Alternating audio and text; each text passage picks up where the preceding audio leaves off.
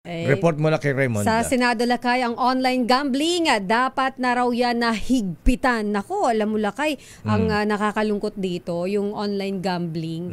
Maraming mga bata, bata Lakay, nalululong sa ganito. Oo, may mga kakilala ko, parang nangungutang pa Lakay. Yung instead na pambili ng merienda sa pagka-recess, itataya nila sa ganito. Tsaka cellphone lang kasi gamit nila Lakay. Alamin natin kung sino naman ang senador na nagsabi niya na dapat nang higpitan yung online gambling mula kay RH28 Raymond Adpaas. Kay Raymond. Elaine at Mayor Pina, hihigpitan ang mga patakaran sa online gambling sa Pilipinas na ito'y napapanahon na. Itong paniniwala ni Senador Sherwin Gatchalian kasunod ng inihaing panukalang batas para dito.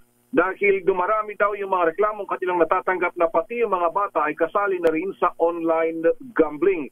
Lalo na ngayon yung sikat na scatter kung saan maaring maglaro kahit sino gamit ang electronic wallet na GCash kahit sa halagang 20 pesos lamang. Dahil dito ay gusto ng senador na higpitan ng mga patakaran at kasama na yung paglalagay ng 10,000 piso na minimum bet at top up na 5,000 pesos.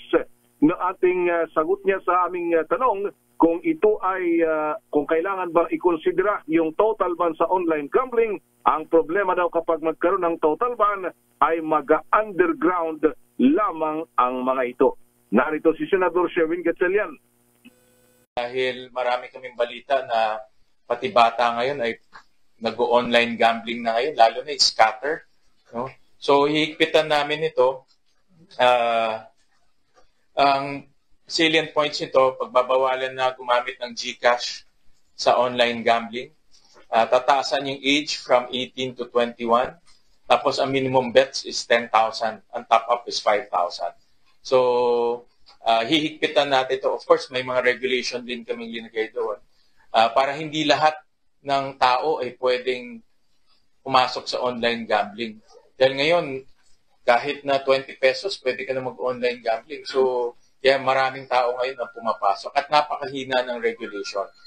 So, ngayon, naglagay rin kami ng penal provision. Pag hindi ginawa ng mga regulatory agencies trabaho nila, pwede silang kasuhan at matanggal sa trabaho. Pwede rin silang makulong. Bahagi ng pahayag ni Senador Sherwin Gatchalian. Ito si RH28 Raymond Adpaas para sa DZRH. Una sa Pilipinas, una sa Pilipinas. Okay nga Rod,